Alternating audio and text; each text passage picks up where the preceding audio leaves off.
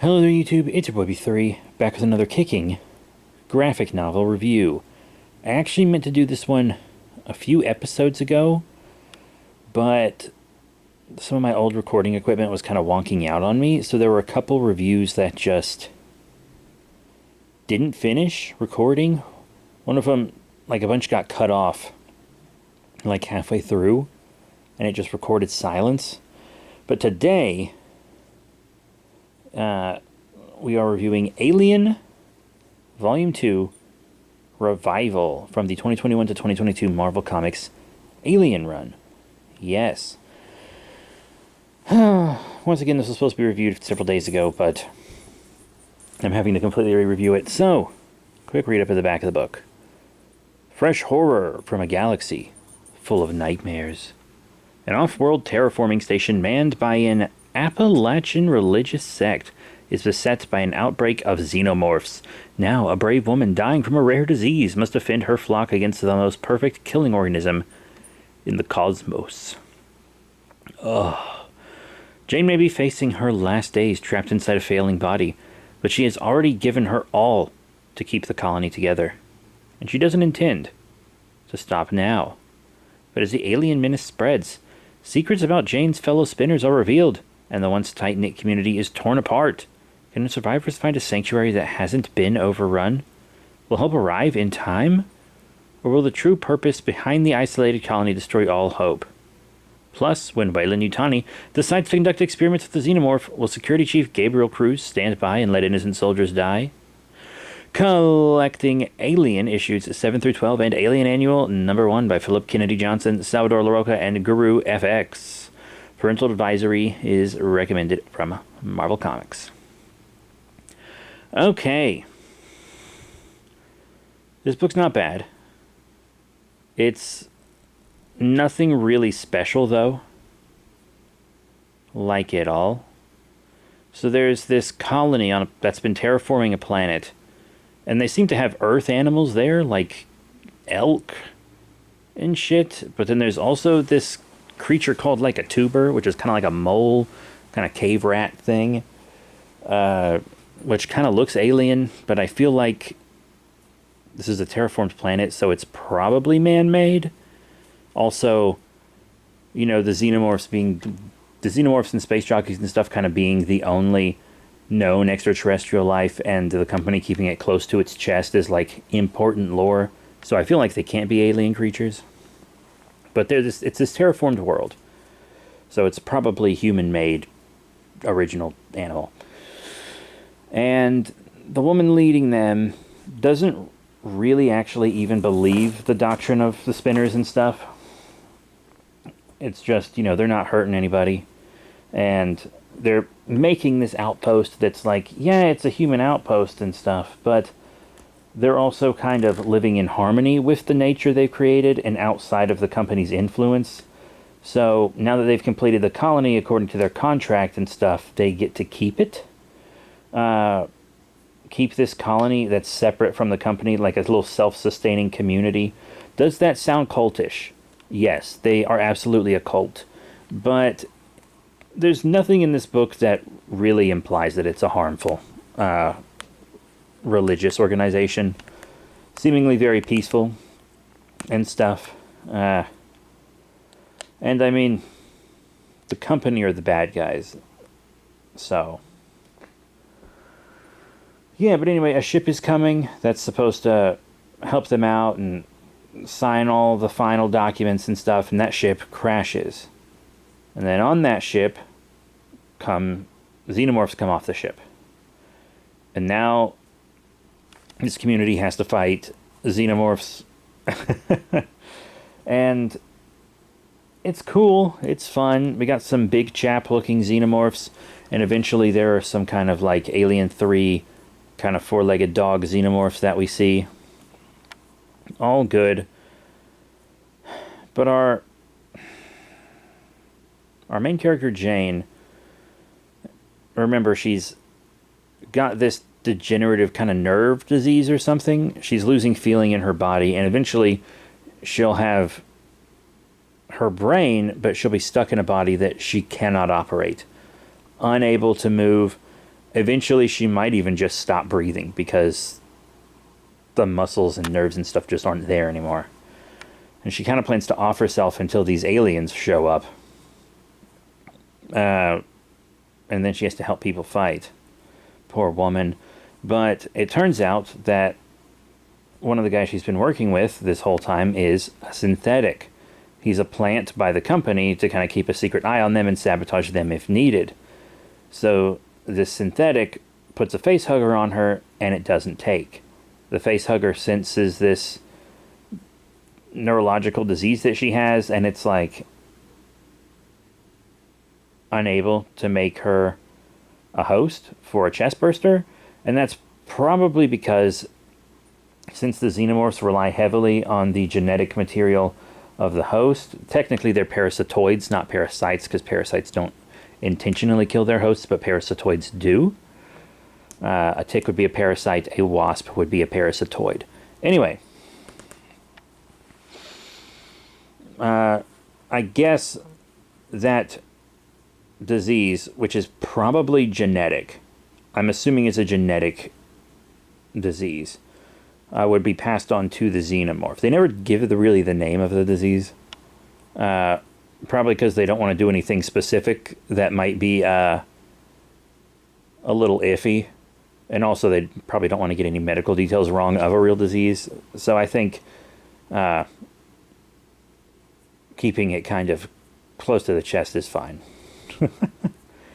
Anyway, since she can't be implanted with a chest burster, she blows the head off of the synth, and then they reprogram the head to be unable to lie to them. So this synth, who's also kind of starting to buy into the religion, which is very interesting. He actually has some really cool dialogue, the synthetic. They use him as like a source of information or exposition, whatever you want to call it. Some people stay behind. They're like, if we pray to our God, the xenomorphs can't hurt us, but of course the xenomorphs can. And then some people go to trek to find their way off planet. And then the little animal that I was like, kind of looks like an alien, but I think is just something that was created while terraforming the planet. It's called a tuber. And there are some xenomorphs made from the tubers. They're like these tiny little... They're pretty small xenomorphs with these horrific leech-like mouths, kind of. They're cool as any xenomorph, but they're nothing like they're not the next big xenomorph, you know? But they are different than a lot of the new xenomorphs that get made and whatnot.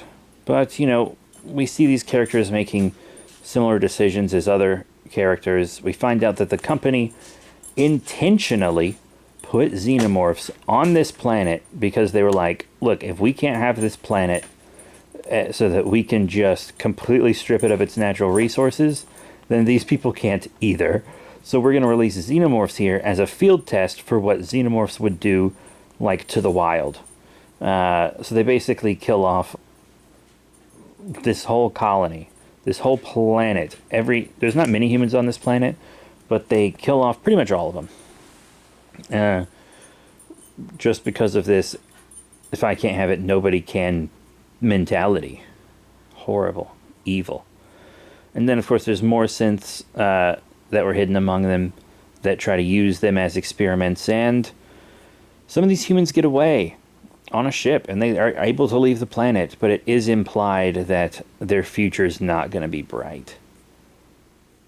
It kind of implies that they're going to be just used for medical experiments with the xenomorphs. And then the next story, it's about this security team that goes to check on and deliver stuff, and they have a synth with them as well. That's a combat synth, but its brain has actually been swapped with an older synthetic model that isn't regulated to be, you know, not harmful to humans, whose name probably won't surprise you. I'll leave it for the people who actually want to read the book to find out themselves. But this synth is, of course, experimenting on the whole crew, trying to impregnate them with chest bursters, and, like, their distress calls are going unanswered. Even when they can see ships in the distance, ships won't come save them because they're being used as a medical experiment for Weyland-Yutani, for raising xenomorphs. And there's a really cool cover gallery in the back with some excellent covers. I really like the waterfall cover. It's the number 9 variant by Raza. I think that's probably my favorite of the variant covers. It's really, really cool. But I feel like Alien comics, they're just all the same, right? Group of humans that are getting fucked by capitalism have to fight xenomorphs, and only a few escape. And there's probably a new kind of xenomorph there, but that's it. These stories are almost all exactly the same. There's nothing new.